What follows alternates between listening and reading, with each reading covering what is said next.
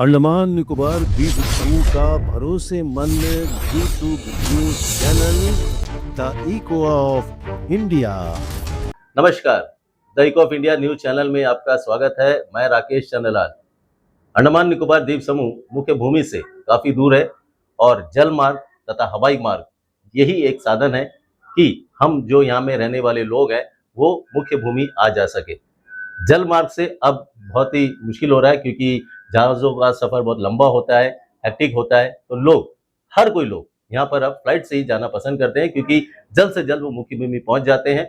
लेकिन ये जो सीजन चल रहा है, यहाँ पर हमारे यहाँ पर पर्यटक भी बहुत आते हैं। हर साल पर्यटकों की संख्या में काफी वृद्धि होती है। होटल इंडस्ट्री, पर्यटन क्षेत्र से जुड़े लोगों को भी फायदा मिलता है, स्थानीय लोगों को रोजगार मिलता है। लेकिन इसके बावजूद जब इस तरह के सीजन आता है, मई, जून, जुलाई का सीजन आता है, तो फ्लाइट की संख्या कम हो जाती है। जब फ्लाइट की संख्या कम होती है तो क्या होता है, वहां पर यात्री तो वही रहते हैं, आना जाना आइलैंडर को रहते ही है। फ्लाइट की संख्या कम होने से क्या होता है कि हवाई किराया बहुत ज्यादा बढ़ जाता है, 25,000, 30,000, 35,000। ऐसे में हमारे आइलैंडर्स को बहुत तकलीफों का सामना करना पड़ता है, पर्यटन उद्योग पर भी असर पड़ता है। इन सारी मुद्दों को लेकर जो हमारे द्वीपों के अंडमान चैम्बर ऑफ कॉमर्स व इंडस्ट्री, इनके जो प्रतिनिधि है, इनके वाइस प्रेसिडेंट राजेश पुरिया, महासचिव मदन लाल और जो अंडमान चैम्बर ऑफ कॉमर्स के पूर्व अध्यक्ष मोहम्मद जडवेट, जो द्वीपों के एक जाने माने कारोबारी भी है, उन्होंने उपराज्यपाल से, इनका एक प्रतिनिधिमंडल उपराज्यपाल से अभी हाल ही में मुलाकात करते हैं और मुलाकात के दौरान न सिर्फ फ्लाइट किराए को लेकर बातचीत करते हैं बल्कि उड़ान योजना, इंटर आइलैंड कनेक्टिविटी और बहुत सारे इंटरनेशनल फ्लाइट को लेकर बातचीत करते हैं।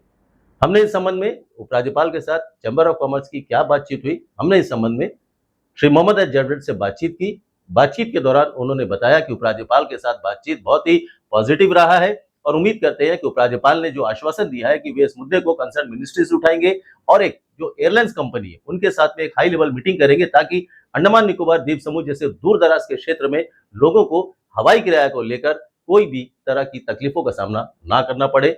उम्मीद करेंगे कि इनका जो प्रयास है वो अवश्य ही सफल होगा, आइलैंडर को इससे फायदा मिलेगा। देखिए, हम लोग उपराज्यपाल लेफ्टिनेंट गवर्नर को मिलने गए थे और सबसे पहले we are very thankful to him कि इमीडिएटली एक दिन के अंदर उन्होंने अपॉइंटमेंट दे दिया।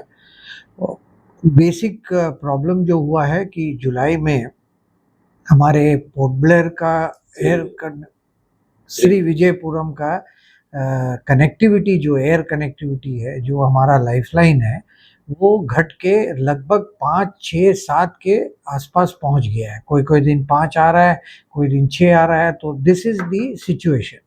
अब अगर हम लोग पीक देखें दिसंबर का, तो हम लोग के पास 24 से 25 फ्लाइट आता था। कभी भी हर साल यहाँ में ऑफ सीजन में जुलाई अगस्त में घटता है, जून जुलाई अगस्त में, लेकिन इस तरह का नहीं। 11-12 फ्लाइट तक तो रहता है। अब 7 फ्लाइट या 5 फ्लाइट का अगर आप सिचुएशन देखें तो ये प्रॉब्लम सिर्फ टूरिज्म का नहीं है, ये लोकल आइलैंडर्स के ऊपर भी प्रॉब्लम है, क्योंकि यहाँ में आज के डेट में लोकल आइलैंडर्स को आना जाना, मेडिकल इमरजेंसी, बच्चे पढ़ते बाहर, लोगों को आना जाने के लिए बहुत तकलीफ हो गया है। दूसरा जो सरप्राइजिंग पॉइंट है कि ये जो 5-6 फ्लाइट जो आ रहा है वो काफ़ी अच्छे लोड्स में आ रहे हैं, ऑलमोस्ट फुल आ रहे हैं।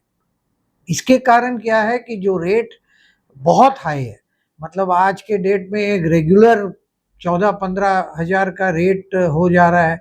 इसमें अफोर्डेबिलिटी कोई हिसाब से, कोई कॉमन मैन का अफोर्डेबिलिटी नहीं हो रहा। तो मुझे तो सरप्राइजिंग ये लग रहा है कि जब आपके पास अच्छा लोड्स है तो आप एयरलाइन वाले क्यों फ्लाइट्स विड्रॉ कर रहे हैं। इंडिगो ने विड्रॉ किया, आकाशा ने विड्रॉ किया, एयर इंडिया ने कुछ विड्रॉ किया, स्पाइस जेट तो हर साल लगभग मई के आसपास विड्रॉ कर लेता है। तो ये तो गलत है और मेरे हिसाब से इसको करेक्ट करना बहुत ज़रूरी है। तो जब एलजी साहब को हम लोग मिले तो एलजी साहब ने भी बहुत अप्रिशिएट किया और ये सिचुएशन को समझे, क्योंकि वो भी आज के डेट में लगभग 7-8 साल से हमारे साथ है, तो उनको सब मालूम है यहाँ के। और वो उन्होंने अश्योर किया कि इमीडिएटली वो मिनिस्टर लेवल में ये सिविल एविएशन मिनिस्टर लेवल में ये बात को उठाएंगे और एक डीओ लेटर जाएगा ताकि मिनिस्टर लेवल और मिनिस्ट्री लेवल में एयरलाइंस को बुलाया जाएगा और उनको ये गाइडेंस या डायरेक्शन दिया जाएगा कि भाई इस तरह का आप लोग एक आइलैंड को, जो एक बहुत रिमोट सेटलमेंट है जहां में और कोई ऑप्शंस नहीं है, मेनलैंड हो तो आपके पास रोड का ऑप्शन है, ट्रेन का ऑप्शन है, बहुत ऑप्शंस है। तो इस तरह का एक आइलैंड जो हमारे इंडिया का अखंड हिस्सा है और एक रिमोटेस्ट सेटलमेंट है, उसको आप इस तरह से इग्नोर और नहीं कर सकते। और ये बहुत ज़रूरी बात है। मुझे लगता है कि इसके ऊपर कुछ कार्रवाई होगा और शायद ये महीना नहीं तो अगस्त में कुछ ना कुछ इसका इम्प्रूवमेंट दिख सकता है। तो इम्प्रूवमेंट जो दिखेगा, किस टाइप का इम्प्रूवमेंट देखने को मिल सकता है? कि फ्लाइटों की संख्या में वृद्धि होगी या जो हवाई किराया वो कमी आएगी? देखिए, ये दोनों कनेक्टेड है, तो अगर फ्लाइट्स बढ़ेगी तो ऑटोमेटिकली मेरे हिसाब से रेट्स भी रैशनलाइज हो जाएंगे। और लेकिन और एक डिमांड है कि एक कोई प्राइस बैंड रखना चाहिए एटलीस्ट आइलैंड्स के लिए, जो कि मिनिमम और मैक्सिमम के बैंड के अंदर में ये बैंड को रखना चाहिए, क्योंकि अभी तो कभी कभी देखते हैं कि 25,000 भी लोगों को देना पड़ रहा है आने के लिए। तो इस तरह का जो अनरीजनेबल बैंड में अगर आप इमरजेंसी में लोगों को अगर 25-30 हज़ार रुपया दे के यहाँ आइलैंड में पहुंचना है या निकलना है, तो ये तो बड़ा अनफेयर हो जाएगा आइलैंडर के लिए। और यहाँ में हमारे टूरिज्म तो इफेक्ट हो गई, पर ये आइलैंडर्स के लाइफलाइन को इफेक्ट कर रहा है, तो ये बहुत जरूरी है। चार्टर्ड फ्लाइट को लेकर कोई बात हुई? पहले चार्टर्ड फ्लाइट चलती थी। जी, ये बारे में भी हम लोग ने चीफ सेक्रेटरी से बात किया था, क्योंकि लेफ्टिनेंट गवर्नर से पहले हम लोग चीफ सेक्रेटरी से मिले थे, तो उन्होंने ही सजेस्ट किया था कि गवर्नर साहब को भी इस पे लूप में रखना चाहिए हमें। तो चीफ सेक्रेटरी साहब से ये बात हुई थी कि इट इज़ अबाउट टाइम कि जो हमारा तो अभी शिप का सर्विसेज बिटवीन मेनलैंड आइलैंड तो बहुत कम हो गया है, और ये देखा जाएगा तो वायबिलिटी भी नहीं है कॉस्ट वाइज देखे जाए तो। ठीक है, सीजन के टाइम में मई जून जब छुट्टी होती है तो आप चला लें तो ठीक है, लेकिन थ्रू आउट द ईयर ये वायबिलिटी नहीं है, और लोग अभी पसंद भी नहीं करते हैं कि शिप में 3 दिन 4 दिन लगता है, हेक्टिक रहता है और कभी कभी सी रफ रहता है, तो everybody wants to come fast. तो अगर वो हिसाब से देखे तो administration should either have some dedicated flight like last time we had with a price band, कि भाई इस आइलैंडर्स के लिए, सिर्फ आइलैंडर्स के लिए। और उसमें ये भी मैंने सजेस्ट किया कि आप एक सिस्टम रखें कि Islanders can use this service only twice a year. ऐसा ना हो कि वो उसको मिसयूज करे और सब लोग उसको एक यहाँ से मेनलैंड जाने के लिए एक लग्जरी ट्रिप बना दे या छुट्टी करें। देखिए, ये अगर इस तरह का आज के डेट में डिजिटल इकोनॉमी है, टेक्नोलॉजी है, तो एक आइलैंडर साल में 1 या 2 बार यूज कर सकता है, इस तरह का रहे। और ये एडमिनिस्ट्रेशन के तरफ से ये चार्टर फ्लाइट चले कंट्रोल्ड बैंड से, प्राइस बैंड से, और या तो खुद चलाए या तो आउटसोर्स करे। बहुत एयरलाइंस है जो शायद आ जाएंगे, तो इससे क्या होगा कि अगर जो आइलैंडर के हिसाब से जो भर गया तो ठीक है, नहीं तो टूरिस्ट के लिए भी ये यूज कर सकते हैं, ताकि वो रेवेन्यू जनरेट हो और टूरिज्म को इफेक्ट ना हो। तो ये सजेशन हम लोग ने चीफ सेक्रेटरी को भी दिया है, और शायद एडमिनिस्ट्रेशन इसके ऊपर अगर देखे तो बेटर होगा। साथ में हम लोग एलजी साहब को कनेक्टेड, जब ये था एयर कनेक्टिविटी का, तो हम लोग ने बात किया इंटरनेशनल कनेक्टिविटी के ऊपर। अभी आप लोग जानते हैं कि एयरपोर्ट अथॉरिटी ने काफ़ी कुछ रियायत दी है पैसेंजर सर्विस फी में। डिफेंस मिनिस्ट्री जिसके अंडर में ये एयरपोर्ट है, वो उन्होंने लैंडिंग चार्ज के ऊपर कंसेशन दिया है, फुल्ली एग्जेम्प्ट किया है। पहले से ही हमारे वैट जो है, वैट के ऊपर में कंसेशन है यहाँ में, एडमिनिस्ट्रेशन ने दिया है। तो इसके लिए अभी ज़रूरी है कि हम लोग सब एयरलाइंस को अप्रोच करें, कुछ रकम का कॉन्क्लेव करें दिल्ली में, सीनियर मैनेजमेंट को बुला के, कि उन लोग यहाँ में आज नहीं तो कल इंटरनेशनल कनेक्टिविटी साउथ ईस्ट के साथ या दुबई के साथ कहीं ना कहीं इस्टेब्लिश करें, जिससे हमारा टूरिज़्म को बढ़ावा मिले।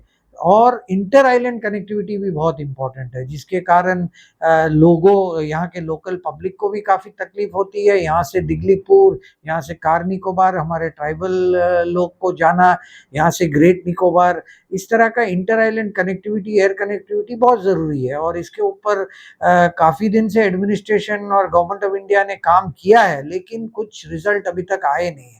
तो एलजी साहब ने भी बोला है कि इस बारे में जो एयरलाइन को उड़ान स्कीम में ये रूट्स मिला हुआ है, उसको उसके ऊपर दबाव डाला जाएगा ताकि उन लोग जल्दी से जल्दी ये शुरू कर सके। क्योंकि जो हमको मालूम हुआ है कि दिगलीपुर हम लोग रेडी है अभी ऑल रिस्पेक्ट्स कि प्लेन आ सके, छोटे प्लेन। कार निकोबार को भी रेडी करने में ज़्यादा दिन नहीं लगेगा, और ग्रेट निकोबार भी शायद आज नहीं तो कल रेडी हो जाएगा।